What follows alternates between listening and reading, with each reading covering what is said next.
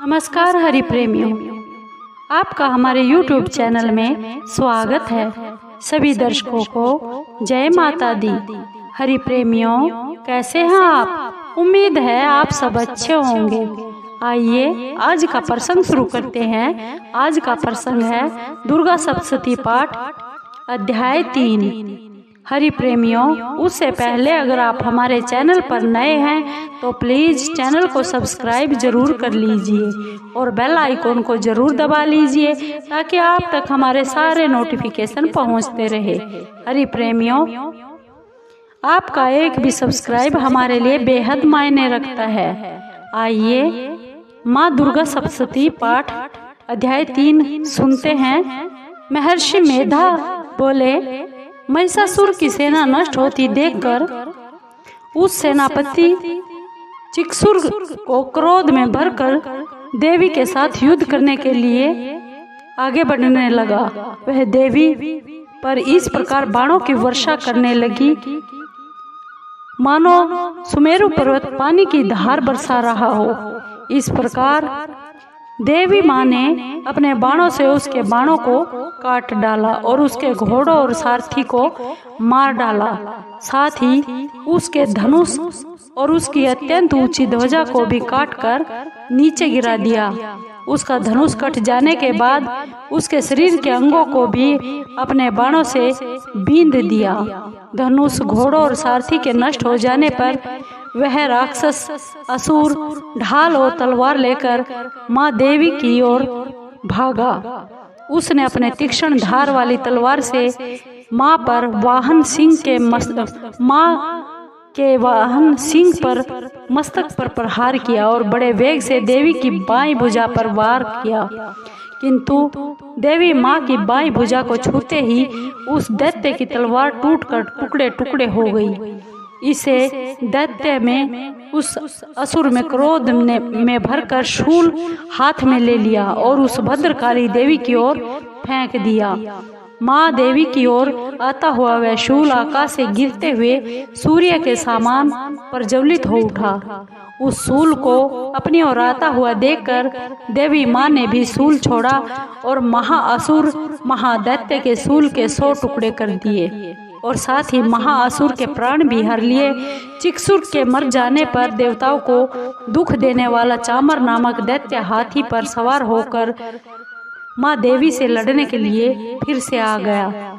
उसने आने के साथ ही शक्ति से प्रहार किया, किंतु देवी माँ ने भी अपनी हुंकार से ही उसे तोड़कर पृथ्वी पर डाल दिया। शक्ति को टूटा हुआ देखकर दैत्य ने क्रोध से लाल होकर शूल को चलाया, किंतु देवी माँ ने उसको भी काट डाला। इतने में देवी का सिंह उछलकर हाथी के मस्तक पर सवार हो गया और उस असुर के साथ बहुत ही तीव्र युद्ध करने लगा। फिर वह दोनों लड़ते हुए हाथी पर से पृथ्वी पर आ गिरे।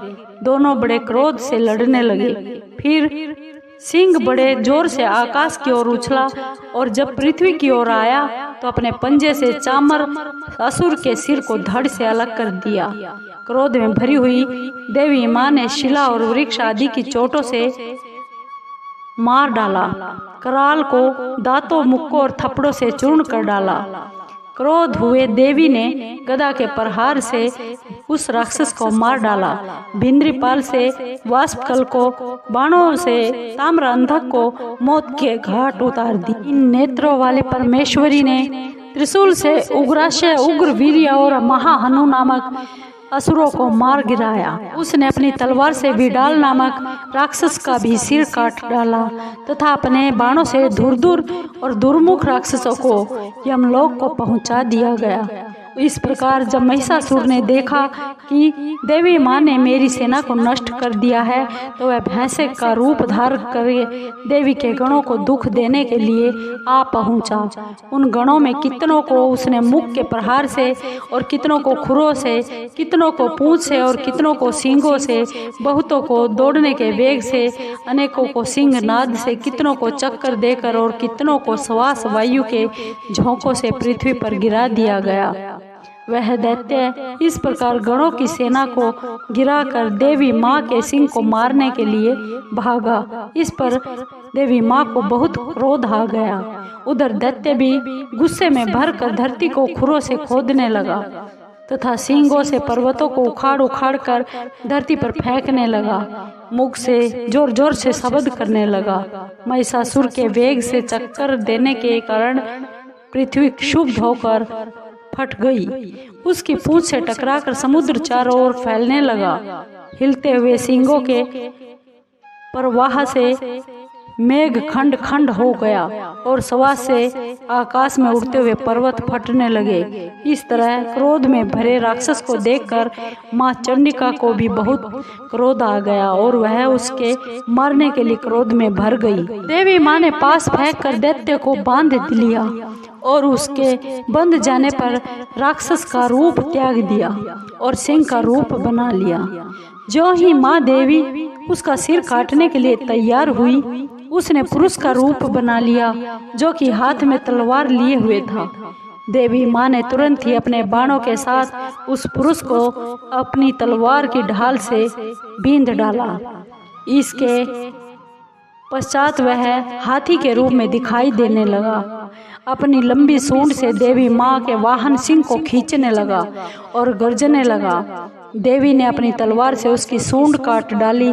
तब राक्षस ने एक बार फिर भैंसे का रूप धारण कर लिया और पहले की तरह चराचर जीवों स्थित समस्त लोकी को व्याकुल करने लगा, परेशान करने लगा। इसके बाद क्रोध में भरी हुई देवी माँ बार बार उत्तम मधु का पान करने लगी और लाल लाल नेत्र करके हंसने लगी।